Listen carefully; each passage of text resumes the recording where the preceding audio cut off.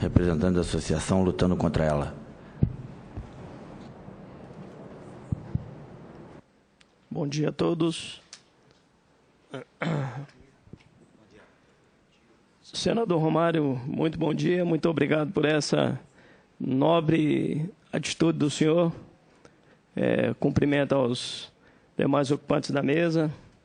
Uma satisfação muito grande estar aqui mais uma vez nessa casa para falar um pouco desse assunto um tanto quanto complicado, tanto para nós pacientes, como para os familiares, os amigos todos.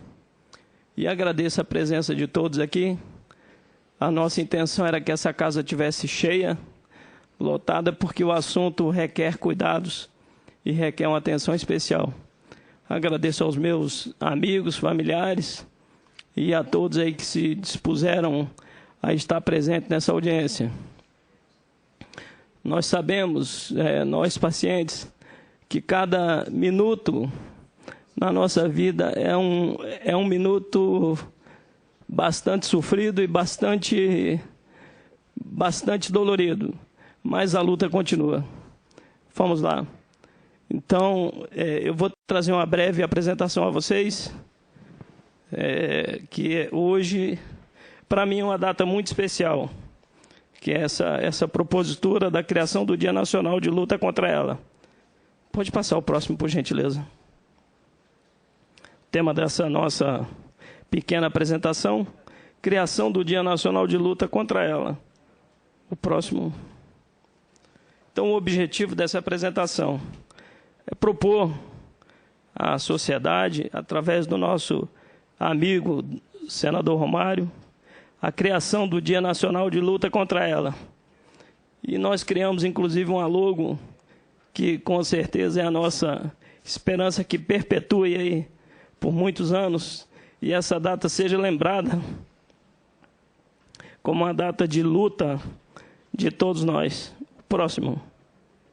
E para isso nós seguiremos um roteiro, apresentação, dificuldade dos pacientes, que acho que vocês já perceberam que nós, pacientes, passamos por muitas. Acompanhamento multidisciplinar. A gente toca muito nesse assunto, porque a base do paciente de esclerose lateral está voltada hoje totalmente para um acompanhamento multidisciplinar. O Dia Nacional de Luta contra ela, o porquê dessa proposta, a nossa ideia, por que a gente defende esse dia e a conclusão. Por favor, o próximo. Pois bem, meu nome é Stanley, eu tenho 47 anos, sou militar reformado da Força Aérea e portador de esclerose lateral, com os primeiros sintomas a partir de novembro de 2011. Mas devido ao difícil diagnóstico, somente em janeiro de 2014, que fecharam esse diagnóstico aí. E aí começou a luta contra ela. O próximo, por favor. Então, as dificuldades dos pacientes. O difícil diagnóstico, como eu falei, e já é conhecido, sabido, esse diagnóstico ele leva, em média, aí, 12 meses. Isso retarda bastante o tempo de uma atitude que se possa ter para garantir a qualidade de vida desse paciente. Porque se eu soubesse, basicamente há 2 anos atrás, que eu estava acometido com essa patologia, com certeza eu já estaria fazendo um tratamento multidisciplinar, com certeza eu já estaria fazendo uso dos recursos que garantem a melhor qualidade de vida do paciente, que é um BIPAP, que é uma alimentação adequada, ou seja, estaria vivendo uma vida diferente. Aquela máxima que a gente só fecha a porta da nossa casa quando o ladrão entra e rouba, né? Então, infelizmente, hoje o Brasil precisa de procedimentos médicos, de uma saúde preventiva. Não adianta a gente querer cuidar de um paciente com ações preventivas quando ele está morrendo. A gente não vai ter resultados. Muito pelo contrário, a gente vai gastar muito dinheiro. a aceitação da doença. Isso foi muito difícil no primeiro momento. E para qualquer paciente, a aceitação da esclerose lateral é o paciente que, na maioria das vezes, o paciente dessa doença, ele é muito hiperativo. Ele é um paciente que ele lê bastante, que ele acompanha todos os movimentos, tudo que está acontecendo. Então, ele está ligado em tudo. Então, quando eu tive essa notícia dessa doença, eu comecei a pesquisar. E eu fui por eliminação e fui pela parte mais forte, né, das doenças do neurônio motor. A esclerose lateral, ela é uma doença muito agressiva e, devido à sua progressão rápida, ela leva rapidamente o paciente a um estado que ele vai ficar dependente de tudo. Dependente para tomar banho, para botar uma roupa, para fazer tudo, até para comer. Acreditem se quiser, isso é muito ruim. Mas a gente é obrigado a aceitar. Então, a questão a ficha caiu. E agora? Eu tenho ela. O que eu vou fazer?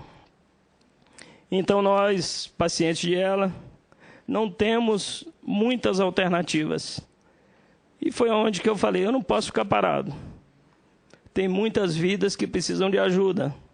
Tem muitas vidas carecendo de ações que possam garantir uma melhor qualidade de vida. Como o Jorge mesmo falou, nós temos lei de 2002 que não são cumpridas. Leis que, com certeza, melhorariam muito a qualidade de vida de nós, pacientes de esclerose lateral e pacientes de outras patologias também. Então, eu faço questão de reforçar isso. Nós precisamos cobrar das autoridades um posicionamento em relação a essas leis, porque essas leis vão nos garantir vida. É um absurdo hoje a gente ter uma portaria do Ministério da Saúde, um órgão federal, que garante ao paciente a utilização de um BiPAP, que garante que ele consiga esse BiPAP. E até hoje essa portaria ela é ignorada pelo Brasil afora. Isso é uma vergonha. Num país igual ao nosso, graças a Deus, eu tenho condições de alugar um, que até hoje eu também não consegui o meu. Mas eu pago o aluguel do meu BiPAP. E quem não tem condições de pagar? Como é que vai ficar a situação desse paciente? Rapidamente ele vai se degenerar, a doença vai progredir e ele vai ficar numa situação complicada. Como o Jorge mesmo falou, é uma doença que não retrocede. É diferente de você ter uma fratura, que ela vai ser consolidada com o tempo. A esclerose lateral ainda, assim eu espero e acredito, ela é uma doença que não tem cura. É uma doença que não nos traz nenhuma perspectiva. Então, nós temos que agarrar naquilo que nós temos. Então, se existem leis, essas leis elas têm que ser cumpridas. Essas leis elas não podem ser ignoradas. Que quanto mais ignoradas, mais óbitos nós teremos. Isso é fato. A falta de recurso do paciente para a busca de especialistas e um suporte nutricional adequado. Em Brasília, para vocês terem uma ideia, nós temos em média 300 pacientes com esclerose lateral amiotrófica. Eu acredito que pelo menos 80% desses pacientes passam por uma situação muito complicada. A exemplo, a gente tem um centro de referência em Brasília, que é o Agarram, no qual os profissionais ali estão trabalhando com muito esforço, mas dependendo de total apoio. Total apoio. Os profissionais, se quiserem trabalhar, e isso na capital federal, imagina no resto do Brasil. Os profissionais, se quiserem trabalhar, têm que trazer equipamentos de casa para trabalhar. Ou seja, pacientes ali ficam à mercê. Nós temos ali pacientes que chegam para ser atendido.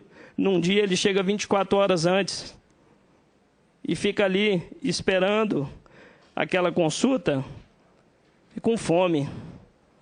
Então, isso me marcou esses dias, quando eu vi o relato de um paciente que teve numa consulta e conversou com algumas pessoas, e essas pessoas relataram para ele que estavam ali com fome, passando necessidade. Então, é um absurdo isso, e é para isso que nós estamos aqui, para defender o direito desses pacientes. Eu acho que se a gente se unir, se a gente realmente vestir essa camisa, a gente vai conseguir dar uma qualidade de vida melhor para esse paciente. Então, a falta de recurso, ela é um fator muito... é um divisor de águas, na verdade, porque esse paciente ele fica à mercê de um sistema que tinha tudo para ser fantástico, sensacional.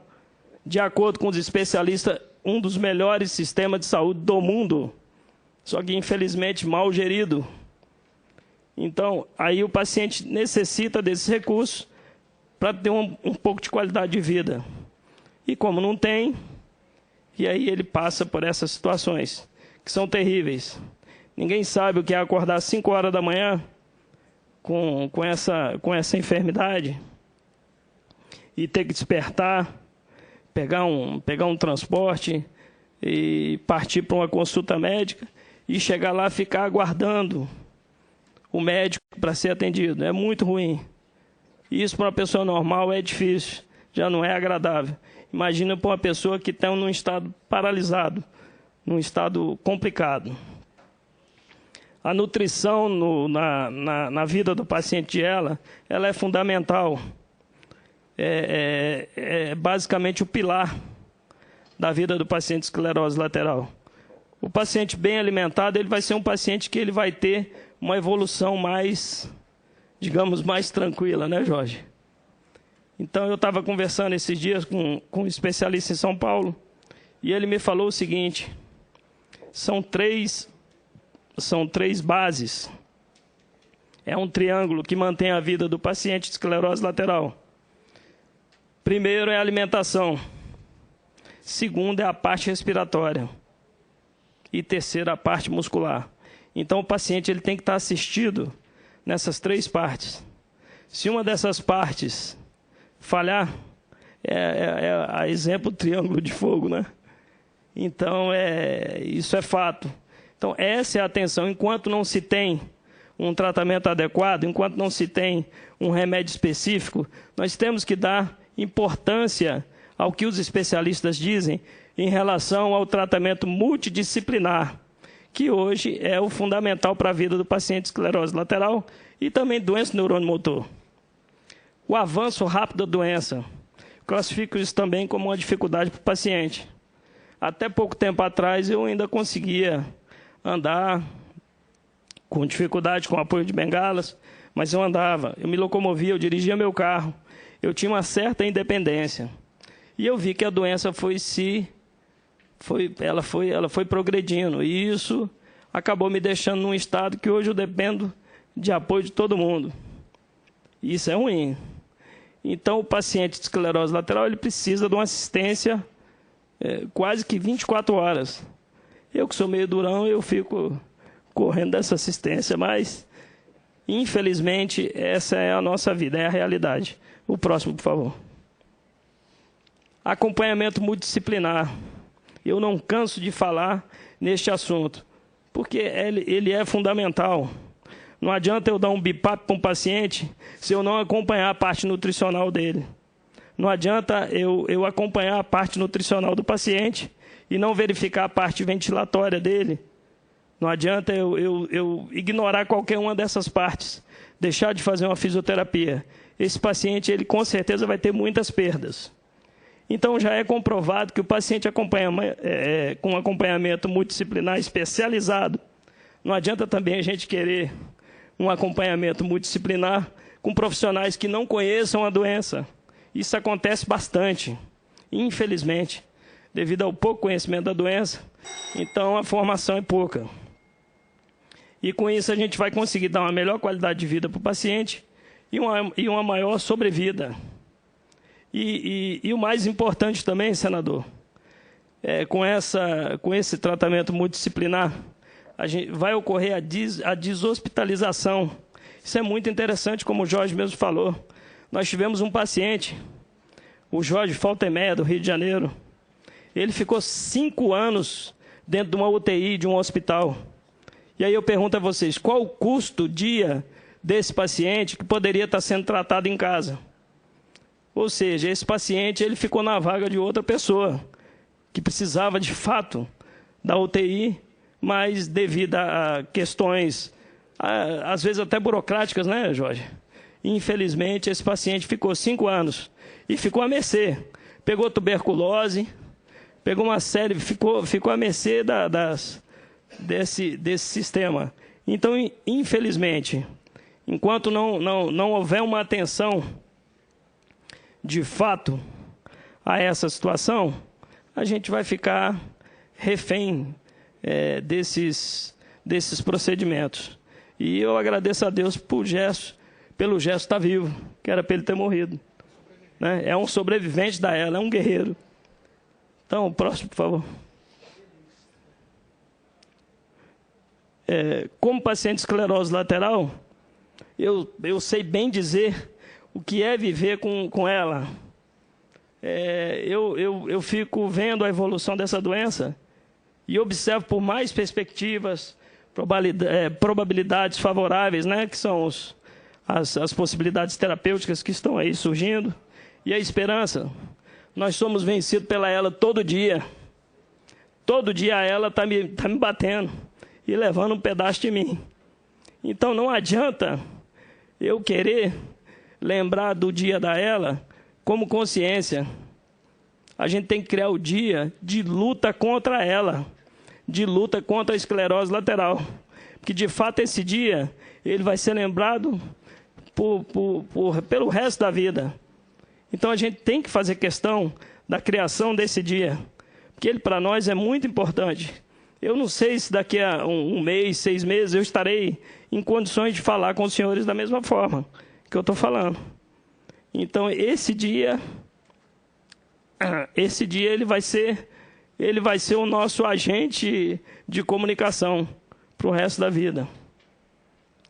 Por isso, nós sugerimos a criação do Dia Nacional da Luta contra ela. Acreditamos que a criação desse dia, essa terrível doença, tomará uma importância muito maior no Brasil. Isso vai despertar pesquisas, vai despertar o conhecimento realmente da doença pela sociedade. Porque até antes de eu ficar doente, eu também não sabia nem o que era esclerose lateral. E acho que todos aqui não sabiam. Tirando o Dr. Gerson, que já estuda há muitos anos, e o Jorge também, que vem da forma familiar da esclerose, que a esclerose lateral ela se apresenta na forma familiar e a forma esporádica. Sendo que a forma familiar ela representa um percentual muito baixo. Então, a maioria dos pacientes são acometidos por esclerose lateral da forma esporádica. Próximo, por favor.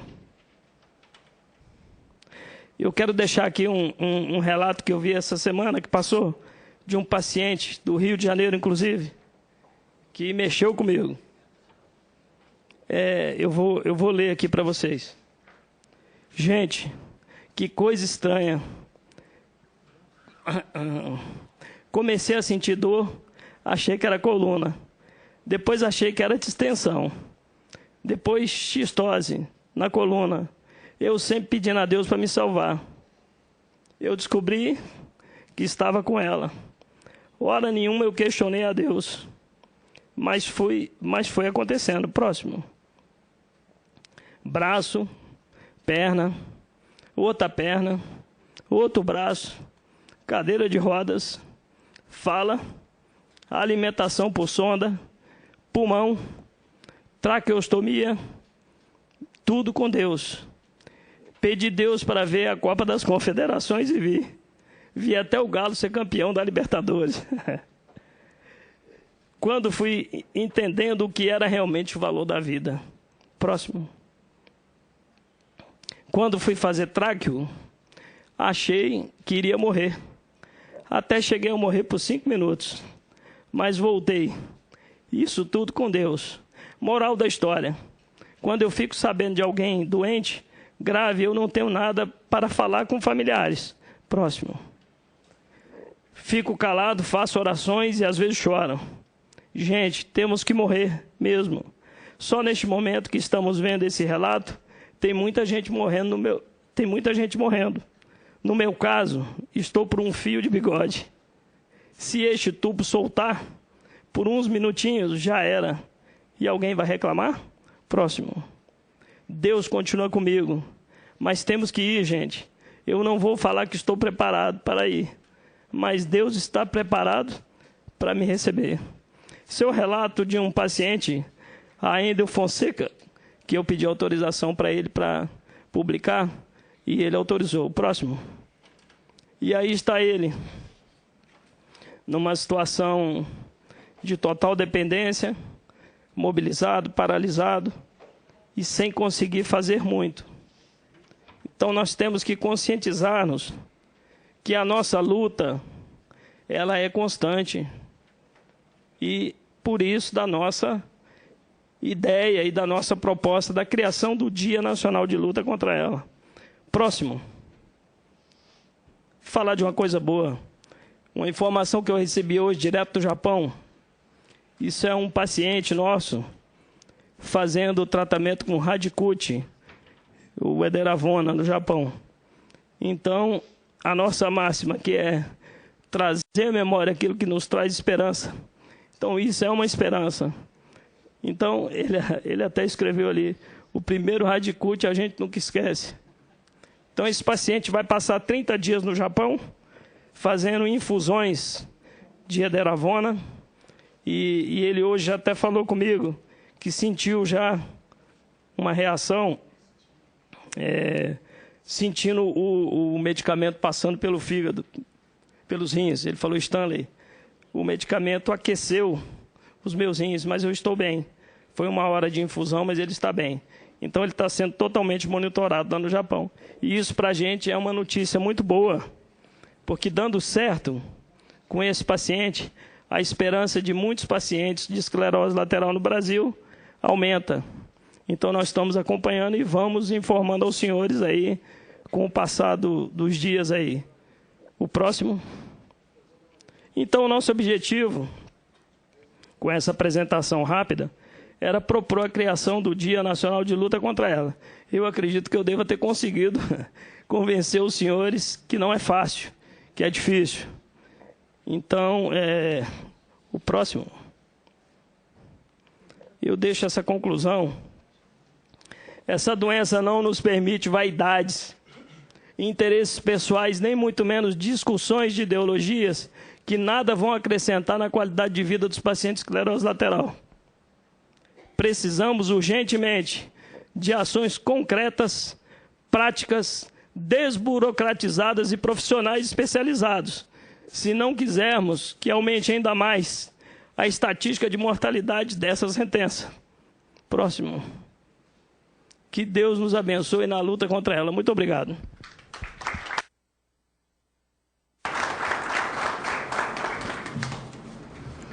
Muito obrigado, senhor Stanley. Agradecer a presença da senadora Virginia Souza. Seja bem-vinda. E passo a palavra agora ao senhor José Eduardo Fogolin Passos, diretor do Departamento de Atenção Especializada e Temática da Secretaria